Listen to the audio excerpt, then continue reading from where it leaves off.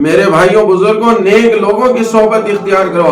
آج ہمیں نیک لوگوں کی صحبت پسند ہی نہیں رہی ہے۔ کسی بڑے بزرگ کے پاس ہمارے بچے بیٹھنا نہیں چاہتے ہیں، باپ کے پاس اولاد بیٹھنا نہیں چاہتی ہے، عالم دین کے پاس طلباء بیٹھنا نہیں چاہتے ہیں، امام کے پاس مقتدی بیٹھنا نہیں چاہتے ہیں، کوئی کسی بزرگ کے پاس بیٹھنا نہیں چاہتا۔ میرے بھائیوں بزرگوں، جب تک ہم نیک صحبت اختیار نہیں کریں گے تو ہمارا دل صاف نہیں ہوگا۔ جب تک ہم نیک صحبت اختیار نہیں کریں گے، ہمارے اندر تبدیلی کیسے آئے گی؟ ہم نیکیوں کی راہ پر کیسے چلیں گے؟ جب نیک انسان کی صحبت اختیار کریں گے تب جا کر کے ہم نیک راہ پر چلیں گے۔ اللہ اکبر! کیا بات ہے، آج لوگ نیک لوگوں کی صحبت اختیار نہیں کرتے۔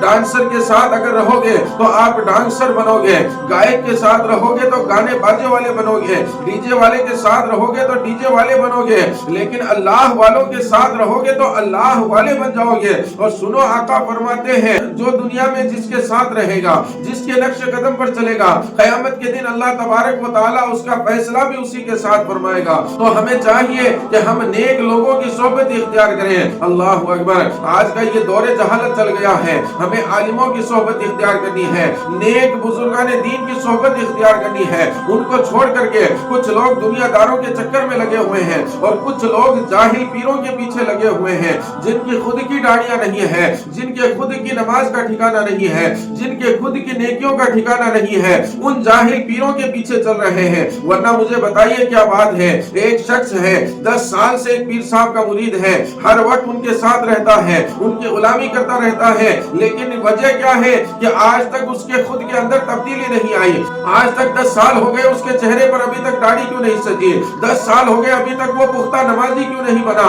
ابھی تک اس کے اندر کوئی ایسی کیفیت کیوں نہیں آئی؟ ابھی تک اس کی دعائیں قبول کیوں نہیں ہوتی ہیں؟ ارے جو پیر اولیاء کی چوکھٹ پر پڑے رہتے ہیں، اللہ تعالیٰ ان کی دعائیں قبول کر لیتا ہے، تو پھر تو پیر صاحب کے ساتھ رہتا ہے، پیر صاحب کا مرید بنا ہوا ہے، 10 سال سے خدمت کر رہا ہے، تیری دعائیں قبول کیوں نہیں ہو رہی ہے؟ اللہ اکبر! میرے بھائیوں بزرگوں، جاہل پیروں کا طریقہ چھوڑیے، جاہل پیروں کے دامن کو چھوڑیے، ان سے باہر نکلیے اور نیک اللہ والے ولی کی صحبت کو اختیار کیجیے۔ اللہ اکبر! ولیوں کی تاثیر کیا ہوتی ہے؟ یہ کوئی پیر اولیاء ہے؟ پیر اولیاء تو وہ ہوتے ہیں جن کے بارے میں شاعر کہتا ہے، نگاہ ولی میں وہ تاثیر دیکھی، بدلتی ہزاروں کی تقدیر دیکھی۔ ولی تو وہ ہوتا ہے جو دل پر ایک نگاہ ڈالتا ہے تو پورے بندے کو چینج کر دیتا ہے، اس کے دل کو تبدیل کر دیتا ہے۔ اللہ اکبر! پیران پیر دستگیر سیدنا شیخ عبد القادر جیلانی کی شان یہ ہے، اولیاء ان کو کہتے ہیں۔ توجہ سے سنیے گا، سرکار غوث پاک کی بارگاہ میں ایک نوجوان خدمت کے لیے آیا تو سرکار غوث پاک نے اسے یہ خدمت کا موقع دیا کہ تو ہر آنے جانے والے کو پانی پلائے گا، کسی کو وضو کرائے گا، یعنی تیرا کام جو ہے لوگوں کو پانی پلانا، وضو کرانا ہے۔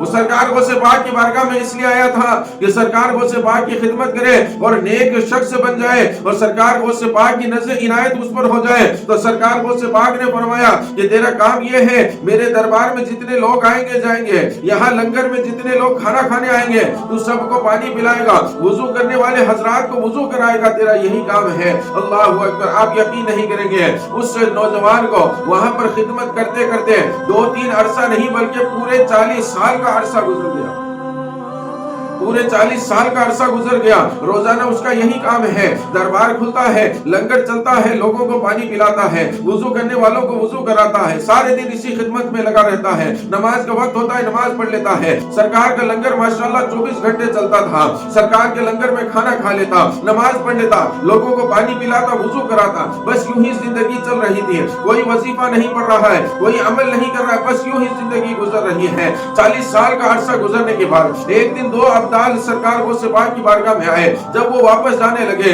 تو ان لوٹے والے بزرگ نے ان ابدال سے کہا، اے ابدال، آپ کس طرف جا رہے ہیں؟ انہوں نے کہا، ہم تو اللہ کے ابدال ہیں، اللہ تعالیٰ کے ولی ہیں، ہمارا کوئی ٹھکانہ نہیں، ہم جدھر چاہے ادھر نکل جاتے ہیں۔ اس شخص نے کہا کہ مجھے بھی لے کر کے چلو، اس شخص نے کہا مجھے بھی اپنے ساتھ لے کر چلو۔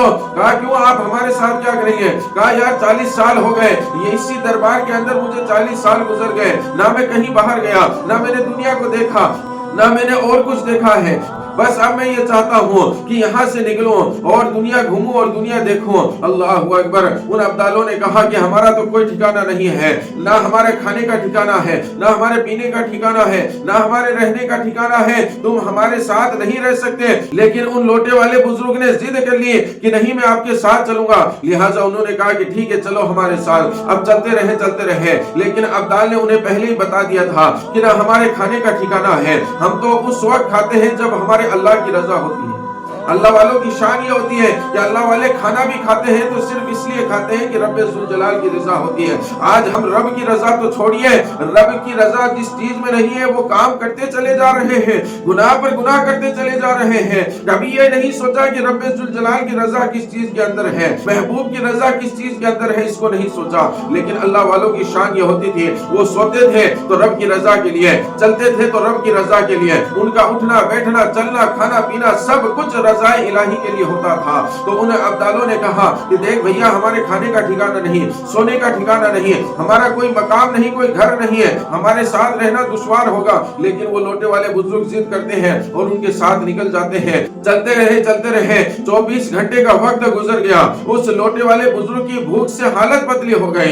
ये सरकार गो से पाक के दरबार में लंगर खाने वाला आदमी, और अब 24 घंटे बगैर खाने के गुजर गए तो उससे बर्दाश्त ना हो सका। उन्होंने कहा, अरे अल्लाह के वलियों, अरे अब्दालों सुनो, अब मुझसे नहीं चला जाएगा, अब मेरी हालत पतली हो गई है, अब मुझे खाना चाहिए, बगैर खाए मुझसे चला नहीं जाएगा। तो अब्दालों ने कहा कि हमने तुझे पहले कहा था कि हम कहीं पर खाना नहीं खाते, हम तो सिर्फ रज़ा इलाही के लिए कभी कभी खाना खा लेते हैं, तो हमने तुझे पहले मना किया था। उसने कहा, अब तुम कैसे भी करो, कुछ भी करो, लेकिन मेरे लिए खाने का इंतजाम करो वरना मैं मर जाऊंगा। अल्लाह अकबर। लिहाजा उसने जिद की तो एक अब्दाल ने मुसल्ला बिछाया, अल्लाह ताला से दुआ की तो अल्लाह तबारक व ताला ने 3 कटोरी सालन और रोटियों का नुज़ूल फरमा दिया। सुभान अल्लाह। 3 कटोरी सालन और रोटियों का नुज़ूल फरमा दिया। लिहाजा तीनों ने खाना खाया। खाना खाने के बाद अल्लाह की हम्द व सना की और फिर आगे सफर तय किया। अल्लाह अकबर। अब दूसरा 24 घंटा जब गुजर जाता है, फिर उस लोटे वाले बुजुर्ग की हालत खराब होने लगती है भूख की वजह से। अब फिर वो परेशान होते हैं और एक जगह बैठ जाते हैं और अब्दाल से कहते हैं, मेरे भाइयों, मेरी भूख से हालत खराब हो रही है, ए अल्लाह के वलियों, भूख से हालत खराब हो रही है और दुआ कीजिए, मेरे लिए खाना मंगाइए वरना मैं आगे नहीं चल पाऊंगा। अब्दाल ने फिर कहा कि तू तो बड़ा जिद्दी है, हमने तुझे पहले कहा था कि हमारे साथ रहना बड़ा मुश्किल होगा, लेकिन तू नहीं माना। उसने कहा, तुम अल्लाह के वली हो, अल्लाह से दुआ करो, अल्लाह ताला खाने का इंतजाम फरमा देगा। लिहाजा दूसरे अब्दाल ने मुसल्ला बिछाया, अल्लाह ताला से दुआएं की, अल्लाह ताला ने फिर 3 कटोरी सालन और रोटियों का नुज़ूल किया तो उन लोगों ने खाया। खाने के बाद रब जुल जलाल की हम्द व सना की और फिर आगे चल दिए। अब तीसरा 24 घंटा जब गुजरा तो फिर उन बुजुर्ग की हालत खराब हुई, फिर भूख लगी तो उन्होंने कहा, ए अल्लाह के वलियों, ए अब्दालों, फिर अल्लाह ताला से दुआ करो, मुझे फिर भूख लग गई है। अब्दाल ने कहा, इस बार हम दुआ नहीं करेंगे। कहा, क्या वजह है दुआ नहीं करोगे? कहा, हमारा तरीका यह है, हम जितने साथी साथ में होते हैं हर एक बारी बारी से दुआ करता है। पहले इन्होंने दुआ की, फिर मैंने दुआ की, अब तीसरी बारी तेरी है, अब दुआ तू करेगा। वो बुलोटे वाले बुजुर्ग कहने लगे, अरे अल्लाह के वलियों, अरे अब्दालों, मेरी इतनी हैसियत कहाँ है, मेरी इतनी मुकत कहाँ है, मेरी इतनी पहुंच कहाँ है? मैं तो एक मामूली सा आदमी हूँ, मेरे पास तो इतनी नेकियां भी नहीं है, मेरे पास कोई ऐसा कमाल नहीं है, मैं कोई अल्लाह का वली नहीं हूँ। लिहाजा क्यों कर मेरी दुआ कबूल हो जाएगी, क्यों कर मेरे दुआ करने से सालन आ जाएगा? अब्दालों ने कहा, हम कुछ नहीं जानते, अब दुआ की बारी तेरी है। लिहाजा वो शख्स मुसल्ला बिछाता है और दुआ करता है। दुआ में ये कहता है, ए रब्बे जुल जलाल,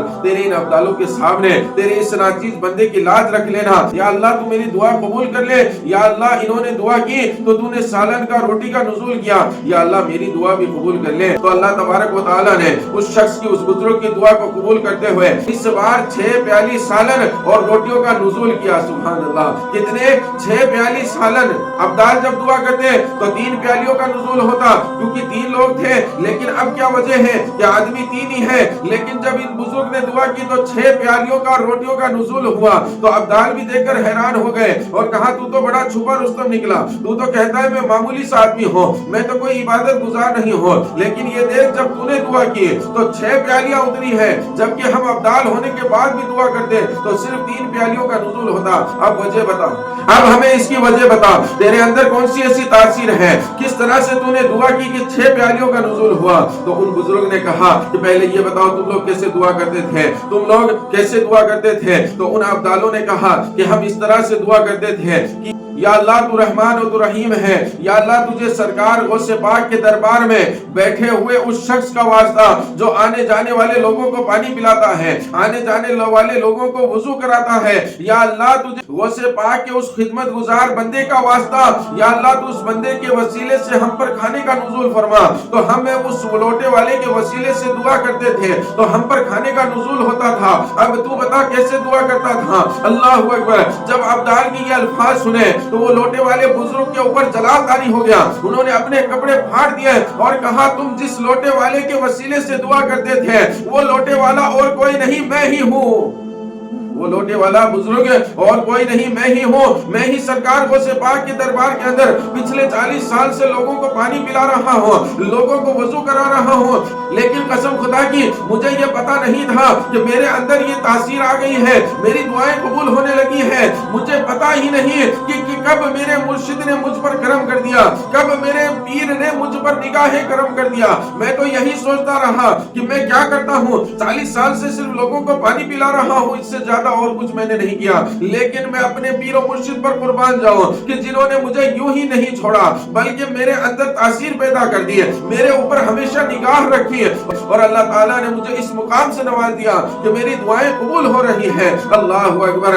देखा आपने सोहबत का कितना असर पड़ता है। अल्लाह ताला ने मुझ पर इतना करम कर दिया कि मेरी दुआएं कबूल होने लग गई है। अल्लाह अकबर। मेरे भाइयों बुजुर्गों, पीर औलिया बुजुर्ग कहते ही उसे हैं जिनकी निगाहों में तासीर हो।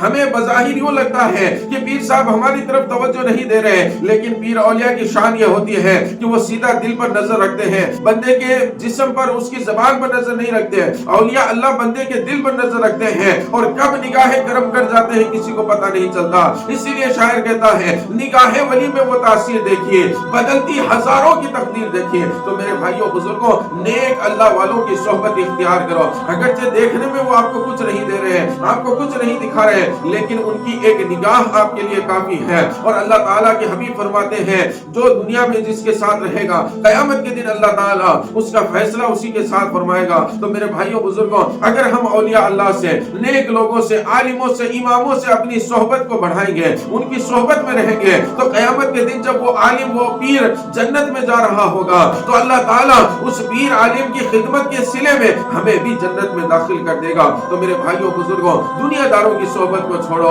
बुरे लोगों की सोहबत को छोड़ो और नेक और कामिल पीर या आलिम दीन जो अपने इल्म पर अमल भी करता हो, इमाम जो अपने शरीयत के अकायद के मुताबिक रहता हो, ऐसे लोगों की सोहबत इख्तियार करो।